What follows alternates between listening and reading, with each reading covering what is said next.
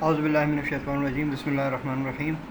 اللہم صلی علی محمد وعلی آل محمد کما صلیت علی ابراہیم وعلی آل ابراہیم انک حمید مجید اللہم بارک علی محمد وعلی آل محمد کما بارکت علی ابراہیم وعلی آل ابراہیم انک حمید مجید. My dear viewers, listeners and students, I say you welcome and assalamu alaikum in the series of my lectures.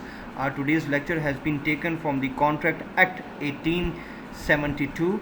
and today's topic is the sub-agency. Let's start our topic with the introduction. Sub-agent is a person appointed by an agent to perform some duty or the whole of the business relating to his agency. On the topic of the agency, I have already extended an exhaustive lecture. So those who have not yet seen my lecture on agency, they should first see the lecture on agency, and then this lecture will be beneficial for them. So a person who has been already employed by some principal, he further employs a person for the convenience of his purposes in agency is known as the sub-agent. So this sub-agent either can perform the part or the whole of the business of agency. It can be created under the customs of agency businesses, so it is allowed, it is permitted, keeping in consultation the type of business, whether in such type of business is it the custom to follow or create or keep the sub-agent or not. The principal is assumed to be aware from it, and it is the positive assumption of the contract of the sub-agency that the matter of keeping the sub-agent by an agent will definitely be known to the principal. The agent is liable for the defaults of the sub-agent, and the person who is employing another person is the liable person, is the responsible person for the defaults of this further or next person who is known as the sub-agent. Dear students, یہاں پر میں آپ کو بتاتا چلوں کہ agency already ہم detail سے پڑھ چکے ہیں. تو ایجنسی میں پرنسپل اور ایجنٹ کا کانسیپٹ ہمیں پتہ لگ چکا, ان کے رائٹس اینڈ لائبلٹیز پہ ڈیٹیل سے ڈسکشن ہو چکی. آج اس کا ایک فردر ٹاپک ہے جس میں بات کی جا رہی ہے سب ایجنسی پہ, کہ ایک سب ایجنٹ اس قابل ہو سکتا ہے کہ وہ بزنس آف ایجنسی پرفارم کرے, یا پھر کیا ایک ایجنٹ کی یہ حیثیت ہے, اس کا اتنا اختیار ہے کہ وہ اپنے آگے مزید سب ایجنٹ رکھے. تو اس کے جواب میں یہ کہا جاتا ہے کہ جی ہاں بالکل, ایک ایجنٹ کو اجازت ہوتی ہے قانون معاہدہ کے تحت کہ وہ سب ایجنٹ کو ہائر کر لے. بس دو باتوں کا خیال رکھنا ہوگا کہ جو ایجنٹ سب ایجنٹ کو رکھ رہا ہے, اس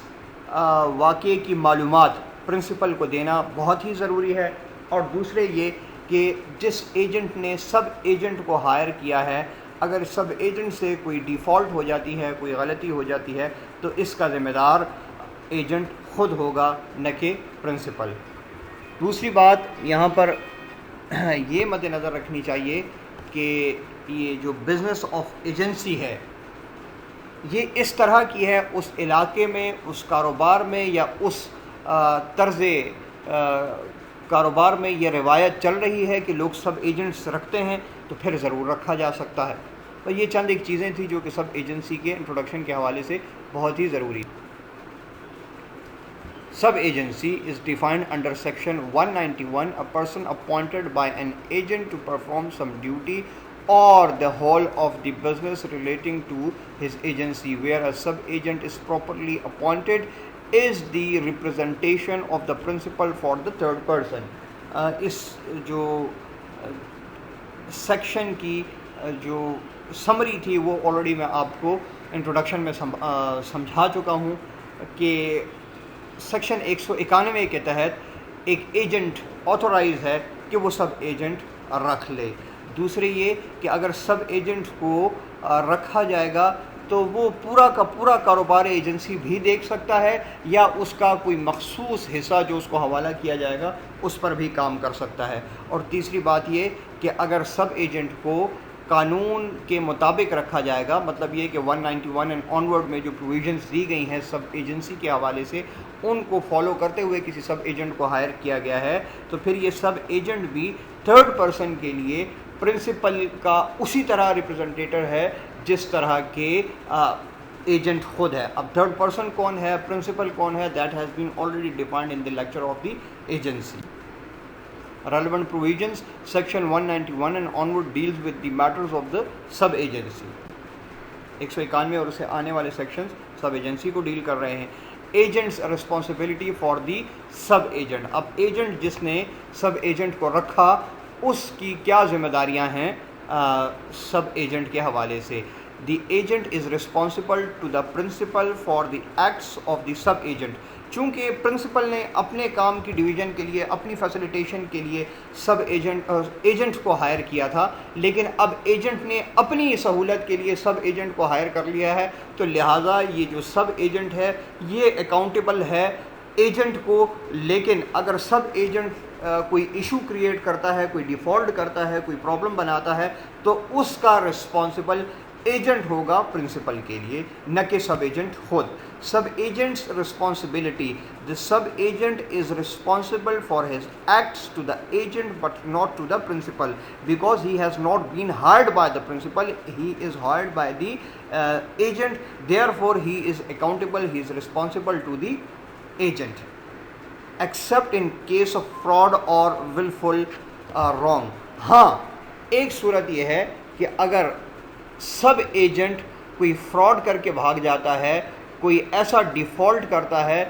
جو کہ ایک کرمنل لائبلٹی کو جنم دے رہا ہوتا ہے، یا اس میں کوئی بریچ آف کانٹریکٹ کا عنصر آ رہا ہوتا ہے، یا پھر اس نے کوئی سول رانگ کیا ہوتا ہے انٹینشنلی، تو پھر چونکہ بزنس تو پرنسپل کا ہوتا ہے، انویسٹمنٹ تو پرنسپل کی ہوتی ہے، گڈ ول تو پرنسپل کی ایٹ رسک ہوتی ہے، لہٰذا اگر کوئی ایسی صورت بنتی ہے جس سے کہ کاروبار ایجنسی کے ساتھ ساتھ پرنسپل کو ان اٹ سیلف بھی نقصان ہو رہا ہوتا ہے، تو پھر پرنسپل ڈائریکٹلی اس سب ایجنٹ کو سو کر سکتا ہے۔ Otherwise routine of business of agency میں اگر سب ایجنٹ کوئی غلطی کرتا ہے تو اس کی نقصان کا جو ازالہ ہے وہ ایجنٹ ہی کرے گا۔ Agents responsibility for the sub agent, مزید اس پہ بات کرتے ہیں۔ when an agent employs a sub agent to do whole or any part of the business of agency، جیسے کہ آپ کو کہا کہ سب ایجنٹ کو کلیتاً کاروبار ایجنسی سنبھالنے کے لیے بھی رکھا جا سکتا ہے اور جزیتاً بھی اس کو کوئی کام حوالہ کیا جا سکتا ہے وداؤٹ دا نالج اور کانسنٹ آف ہز پرنسپل۔ لیکن اب یہ ایجنٹ نے جو سب ایجنٹ کو ہائر کیا ہے، اس کے رکھنے کی یا تو معلومات ہی پرنسپل کو نہیں تھی، یا پھر معلومات تھی اور پرنسپل نے رکھنے سے منع کر دیا تھا ایجنٹ کو کہ وہ سب ایجنٹ نہ رکھے۔ ادھر ایکسپریس اور امپلائڈ، اور یہ دونوں صورتیں ہو سکتی ہیں کہ پرنسپل نے ایکسپریسلی یا امپلائڈلی اپنا کانسنٹ نہیں دیا تھا ایجنٹ کو کہ وہ سب ایجنٹ ہائر کرے۔ The latter will only be entitled to recover from his immediate employer and his sole responsibility is also to him۔ یہاں پر لیٹر سے مراد بعد میں آنے والا یعنی کہ سب ایجنٹ ہے، تو یہ جو سب ایجنٹ صاحب ہیں اس کے جتنے بھی حقوق ہوں گے، جتنی انٹائٹلمنٹس ہوں گی، جتنی بھی اس کی ضروریات ہوں گی، یہ صرف اور صرف اپنے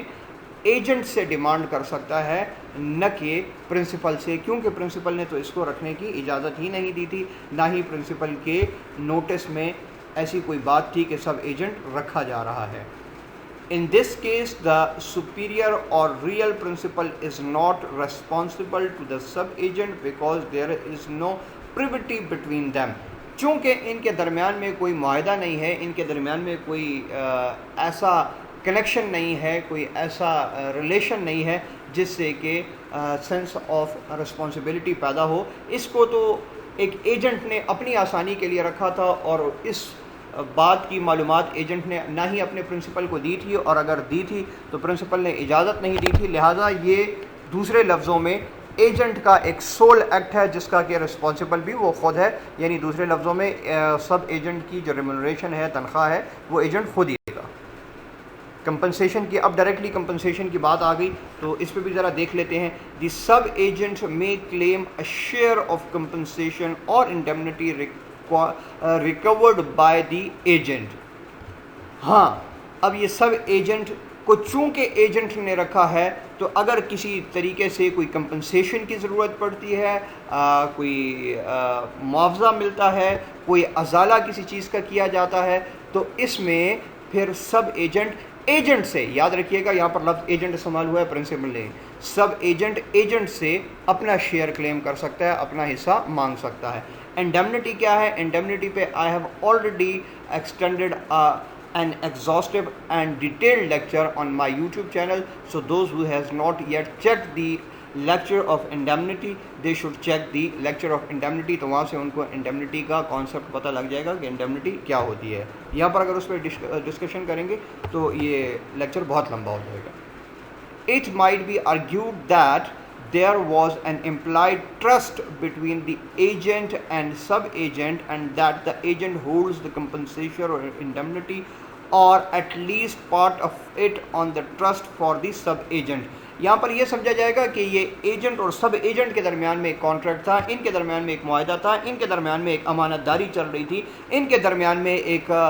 ضروریات کا تبادلہ تھا، ان کے درمیان میں رائٹس اینڈ لائبلٹیز تھیں، ان کے درمیان میں ایک دوسرے کے حقوق و فرائض تھے، لہٰذا جو ایجنٹ ہے وہ رسپانسبل ہے کہ وہ سب ایجنٹ کو کسی بھی طریقے سے کمپنسیٹ کرے یا پھر اس کمپنسیشن میں اس کو کوئی حصہ دے۔ دوسرے لفظوں میں یہاں پر پرنسپلز کے رائٹس کو سیو کیا جا رہا ہے کہ وہ پرنسپلز جن کو سب ایجنٹ کی ہائرنگ کے بارے میں یا تو انفارمیشن نہیں ہے یا پھر ایجنٹ نے سب ایجنٹ کو ہائر کرنے کی انفارمیشن پوچھی تھی لیکن پرنسپل نے نہیں دی تھی، تو یہاں پر پرنسپل کے رائٹس کو سیف گارڈ کیا جا رہا ہے کہ لیٹر آن نہ ہی ایجنٹ نہ ہی سب ایجنٹ پرنسپل کو انفورس کر سکتے ہیں کہ وہ سب ایجنٹ کو کمپنسیٹ کرے، چونکہ اس کو سب ایجنٹ نے اپنی principle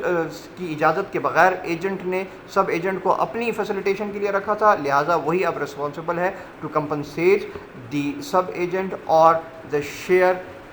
of the compensation for the sub agent. میں نے کوشش کی ہے کہ کانٹریکٹ آف ایجنسی کو ہر حوالے سے ہینڈل کروں اور ساتھ ہی ساتھ اس لیکچر میں سب ایجنسی کو بھی میں نے ایلیبریٹ کرنے کی، انٹرپریٹ کرنے کی کوشش کی ہے، لیکن پھر بھی کسی ساتھی کو اگر سمجھ نہ آ رہی ہو تو وہ کمنٹس کر کے بھی پوچھ سکتے ہیں، اور اگر لیکچر اچھا لگا تو پھر لائک اور شیئر ضرور کیا کیجیے، اور جو ساتھی چینل پر نئے ہیں وہ چینل کو سبسکرائب کر کے بیل نوٹیفیکیشن پریس کر دیں۔ انشاءاللہ اسی جیسی کسی دوبارہ انفارمیٹیو ویڈیو میں ملاقات ہوگی۔ جب تک کے لیے اپنا خیال رکھیے اور مجھے اجازت دیجیے، والسلام۔